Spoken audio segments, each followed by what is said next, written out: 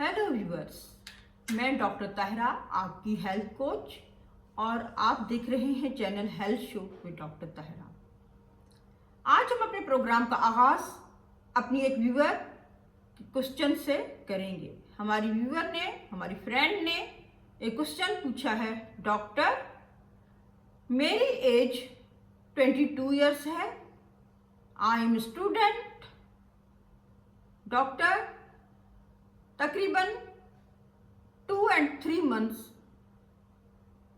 यानी 2 या 3 महीने से आई हैव ऑब्जर्व्ड के मेरे ब्रेस्ट में एक गुठली बन रही है। डॉक्टर, ये गुठली तकरीबन 2 सेंटीमीटर मेजरमेंट तक होगी, और ये जो गुठली है, ये जो लंप है, इसमें मैं कोई किसी किस्म का पेन महसूस नहीं करती हूँ, यानी कि दर्द महसूस नहीं करती हूँ। डॉक्टर, ये मोबाइल है, यानी कि ये फिक्स्ड नहीं है। मैं इसको एग्जामिन करती हूँ, देखती हूँ, महसूस करती हूँ, लेकिन थोड़ी देर बाद मैं देखती हूँ तो ये जो लंप है, ये जो गुठली है, इसने अपनी जगह चेंज कर ली होती है। डॉक्टर, मैं बहुत परेशान हूँ, क्या मुझे ब्रेस्ट कैंसर हो गया है? ये गुठली जो हो गई है, ये ब्रेस्ट कैंसर की तरफ जा रही है। मैंने अपनी फैमिली में शेम की वजह से और एक स्टिग्मा की वजह से नहीं बताया है। डॉक्टर, आप मुझे गाइड करें कि मुझे क्या करना चाहिए, ये गुठली क्यों पैदा हो गई है मेरी ब्रेस्ट में, और मुझे क्या करना चाहिए। व्यूअर्स, आपने सारा सिनेरियो जो है वो वॉच किया, सुना। तो पहले तो मैं इस सवाल का जवाब दे दूं इन शॉर्ट कि आपको परेशान होने की जरूरत नहीं है। ये जो आपकी ब्रेस्ट में लंप है या जो गुठली बन गई है, इसको फाइब्रोएडिनोमा कहते हैं। फाइब्रोएडिनोमा जो है एक बिनाइन ट्यूमर है, ये मैलिग्नेंट नहीं है, कैंसरस नहीं है। आप पूछेंगे कि बिनाइन क्या होता है? बिनाइन मीन्स बेज़रर, यानी इससे आपको कोई नुकसान नहीं पहुंचेगा। आपने जो अपनी एज ग्रुप बताया है 22 ईयर्स, तो फाइब्रोएडिनोमा जो है वो यंग एज में, नौ उम्र लड़कियों में ज्यादा पाया जाता है। तो व्यूअर्स, आज हम बात करेंगे फाइब्रोएडिनोमा पे। फाइब्रोएडिनोमा एक लंप है, एक मास है जो लेडीज की ब्रेस्ट में बनता है, और ये एक फैट्स की कलेक्शन की वजह से, चर्बी की कलेक्शन हो जाती है, तो उसकी वजह से ये लंप बन जाता है। इसको फाइब्रोएडिनोमा कहते हैं। फाइब्रोएडिनोमा जो है ये मैलिग्नेंट नहीं है, ये कैंसरस नहीं है, ये एक गुठली बन गई है जो वक्त के साथ आगे चलकर डिसअपियर हो जाएगी। ये जो लंप है यूनिलैटरल भी हो सकता है और बायलैटरल भी, यानी कि एक ब्रेस्ट में भी इसकी फॉर्मेशन हो सकती है और दोनों ब्रेस्ट में भी इसकी फॉर्मेशन हो सकती है। अगर इसकी इटियोलॉजी देखी जाए, इसकी वजह देखी जाए, तो थ्योरीज बताती हैं कि ये बॉडी में, लेडीज की बॉडीज में हार्मोनल चेंजेस की वजह से होता है। मोस्टली ये 15 साल की लड़कियों से लेके 35 इयर्स की एज तक कॉमन है, क्योंकि ये वही एज है जिसमें मेंस्ट्रुएशन से भी गुजरना पड़ता है और प्रेगनेंसी के ड्यूरेशन से भी आपको गुजरना पड़ता है, और आपको इस सारे बॉडी में जो हार्मोनल चेंजेस होते हैं इसको फेस करना पड़ता है।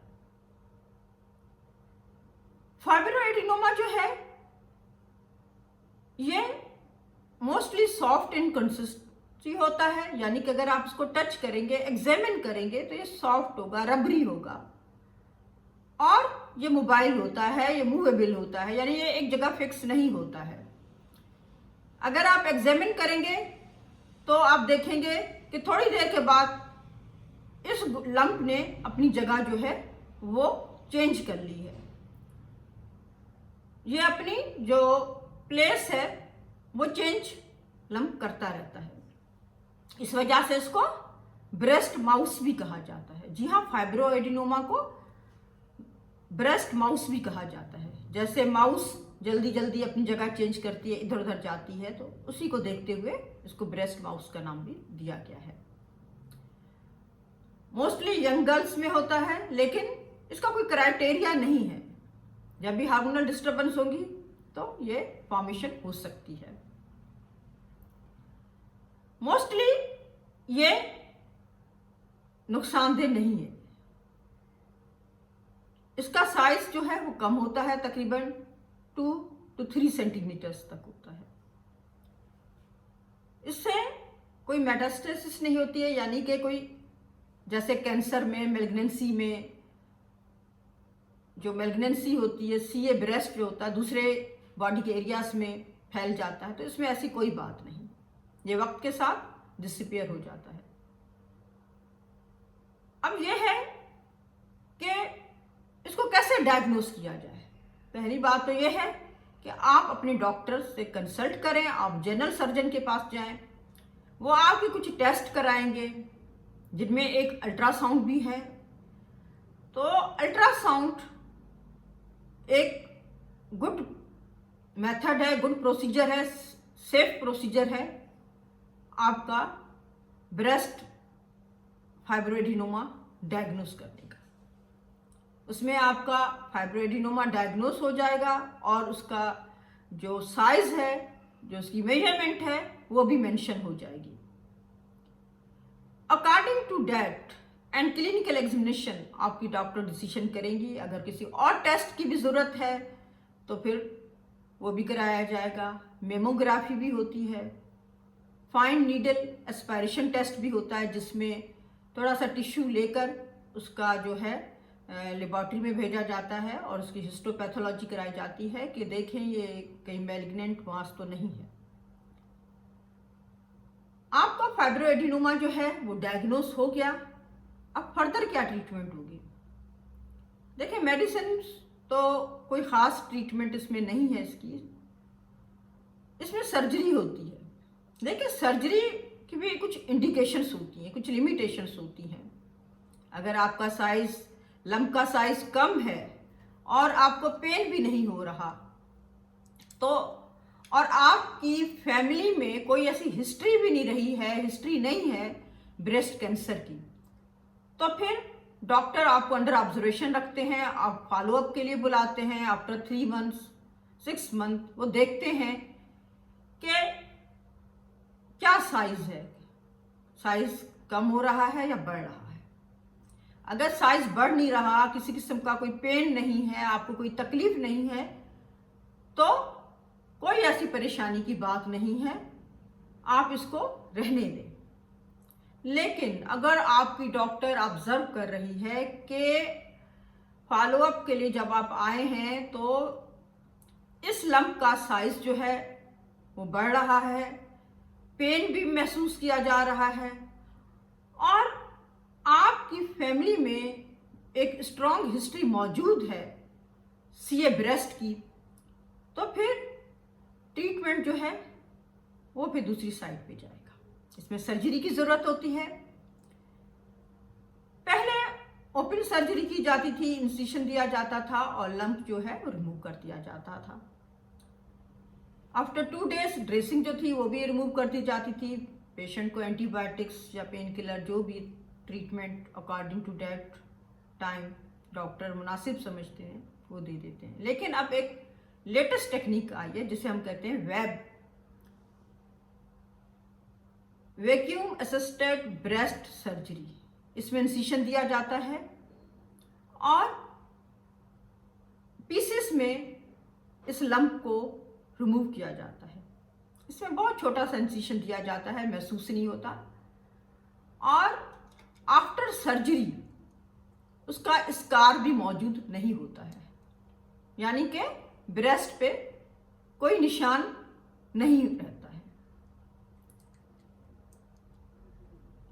तो आपने देखा, आपने सुना कि फाइब्रोएडिनोमा क्या होता है और उसको ब्रेस्ट माउस क्यों कहा जाता है, और इसके अलावा इसका ट्रीटमेंट कैसे होना चाहिए, सर्जरी किन कंडीशंस में इंडिकेट की जाती है, इंडिकेशंस क्या है सर्जरी के। तो आपको अपने डॉक्टर के पास कंसल्ट करना चाहिए। आप बिल्कुल शेम महसूस ना करें, कोई स्टिग्मा की बात नहीं है ये, क्योंकि हमारे माशरे में ऐसे टॉपिक्स पे बात करना टैबू समझा जाता है, फैमिली स्टिग्मा समझा जाता है, और फिर ये जो डिजीज़ हैं इस किस्म की वो आगे चल के बहुत कॉम्प्लिकेटेड हो जाती हैं और लेडीज़ को इसमें सफ़र किया जाता है। आप बात करें, अपने डॉक्टर के पास विज़िट करें। जब तक आप बात नहीं करेंगे तो बात बनेगी नहीं, आपको ये सब कुछ अकेले ही सहना पड़ेगा। उम्मीद करती हूँ मेरी इस वीडियो से आपको फाइब्रोएडिनोमा के बारे में कुछ अवेयरनेस मिली होगी। अगर आपको वीडियो पसंद आई है तो अपने फ्रेंड्स के साथ शेयर करें फॉर अवेयरनेस, और मेरे channel health show with doctor Tahira को सब्सक्राइब करें। Thanks for watching.